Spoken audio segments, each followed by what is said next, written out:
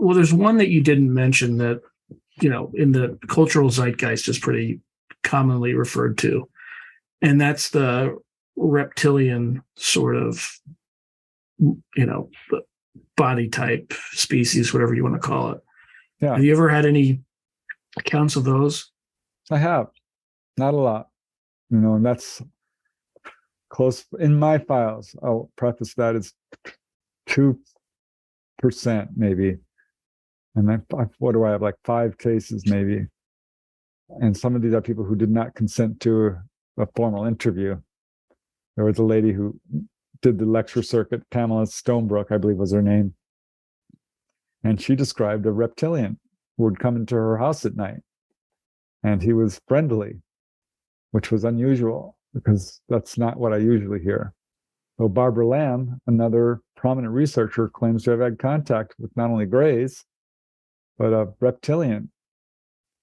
And these are described as generally 6 to 8 feet tall, very large, a lizard-like face in terms of being scaly, and something of a snout, though usually shortened, large, sharp, carnivorous-type teeth, sometimes a tail, sometimes not, broad chest, very reptilian in appearance in terms of eyes with slitted pupils.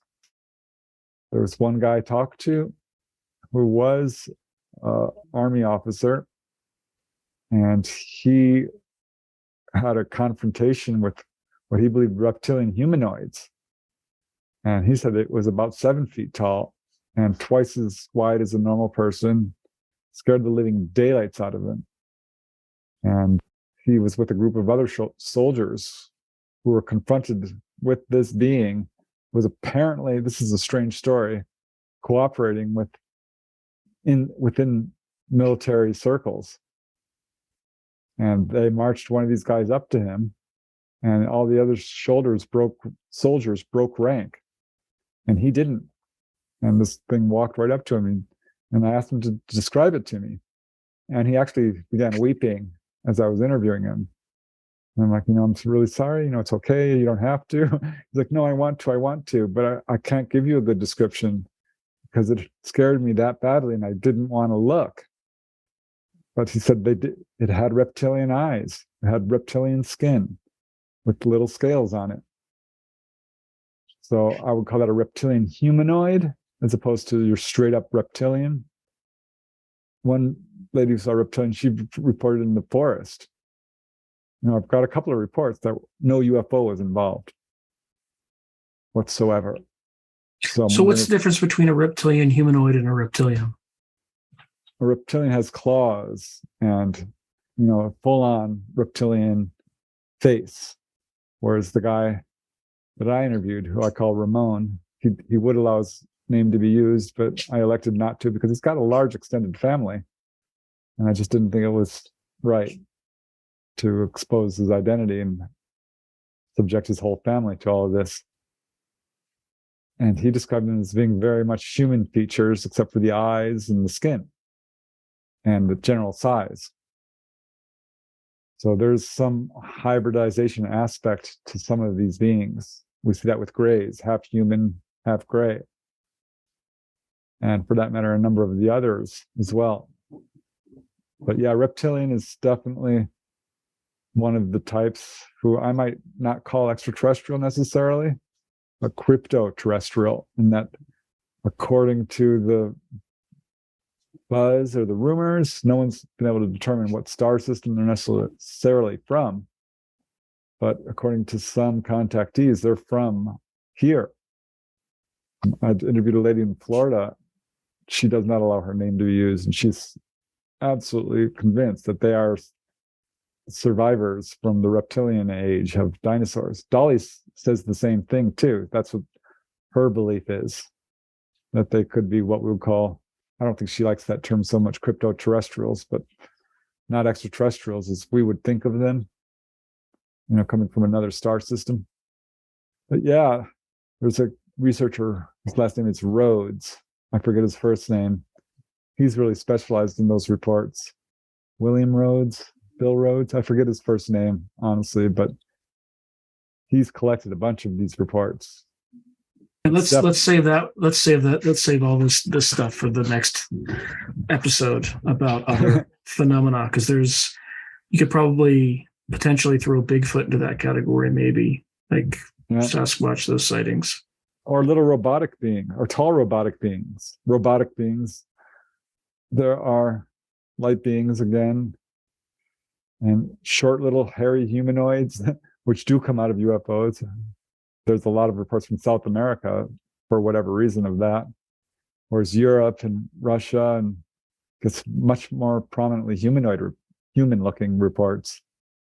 But it's worldwide. Grays, they're all humanoid, which I find very, very interesting. Is it all carbon-based life forms, or are there potentially like silicoid or silicon-based? No evidence of that. Yeah, by all accounts, they're probably very, very much like us. There was a guy in Australia who apparently got a hair from what we would call a Nordic, and that was tested and turned out to have some very unusual properties, in that there was absolutely zero color to the hair, was almost translucent, and it ended up being somewhat genetically similar to, gosh, I'd have to look it up. There's a book called The Hair of the Alien by Bill Chalker. It's about Peter Corey, I think is his name. At any rate, he described having this hair sample, which I believe was Scandinavian, mostly in origin, which was quite unusual. I mean, there's some genetic evidence, but it's so darn limited that it's inconclusive and statistically insignificant in terms of being able to truly study this stuff. But yeah, I suspect that they are genetic, carbon-based beings, all of them. Any other beings that common? Is that? Oh yeah, I think you covered most of it. I talked to a lady from the Midwest. Her name is Sue. She described a cat-like being, and I put her account on the back burner because I'm like, no. She's like, this was a 4-foot tall cat-like being with fur and kind of claw-like hands. I'm like, this is really unusual. And I eventually got more reports, and it's in the literature. There's some speculation these are Lyrans from the Lyra constellation. And I asked Dolly about this, and she's like, well, yeah, I did actually see those once. She got to walk up right next to them. I'm like, you're kidding? She's like, no. She described them in detail.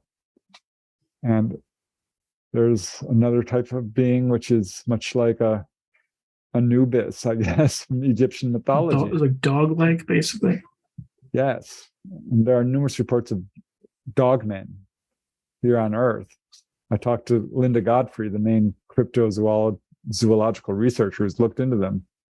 This is the sort of thing people have reported. Dog-like beings. I mean, it goes on from there. It really does. There's the Anunnaki, winged beings. And Dolly reports seeing those at one point. She was taken specifically to meet them, which was a really extraordinary story. I have not talked to anyone else who's described that personally. There are reports out there of bird-like beings, for sure, which I again put on the back burner until I started getting more reports. And because this is just a lot to swallow for a lot of people, and me coming as a complete skeptic was caused, I had a lot of trouble with it. I'm not going to lie. I mean, this was very hard for me to accept initially. But after you really dig in and do your research, that there's validity to these reports. And I am not willing to throw away evidence simply because it's anecdotal and is unsupported by, hard physical evidence. Because there is hard physical evidence to support the existence of UFOs, which, we already briefly mentioned in terms of, landing traces and so forth, medical evidence. So it just is an endless variety of humanoids, which is kind of what I think we would expect if, given that we are humanoids with wide variation here on this planet, and we know we can't be alone just through sheer logic. So we Right. would expect there to be variations. And the humanoid form appears to be the template. This is why actually, in my latest book, Symmetry, that I was going to call it Dolly Among the Stars, because, her story is so amazing, where she's out there, seeing all this stuff. She wanted to call it Symmetry because this is what she was taught. There's a symmetry to life throughout the universe, and that all these people are basically humanoid in origin, and that we did not evolve on this planet, which, I kind of wondered about myself. There's a book by Ellis Silver called Humans Are Not from Earth. And he puts forth an argument that we're not really well adapted to this planet in terms of temperature and diet and so forth. And he makes some good points. It's certainly largely speculative, but I thought it was really interesting because given that there are human-looking beings being reported coming from these ships that are coming down and visiting our planet, that raises questions about, our relationship to them and, for that matter, our own origins. All right, Preston, with that, thank you again for coming on the show. And this was, as always, a fascinating discussion. So see you in the next episode. My pleasure. Thanks, Sean. If you enjoyed this video, please hit the like, subscribe, and notification buttons. Additionally, if you have any feedback, please put something in the comments below. And lastly, if you want to watch the full episode of this clip, you can find it above. Thanks again for watching.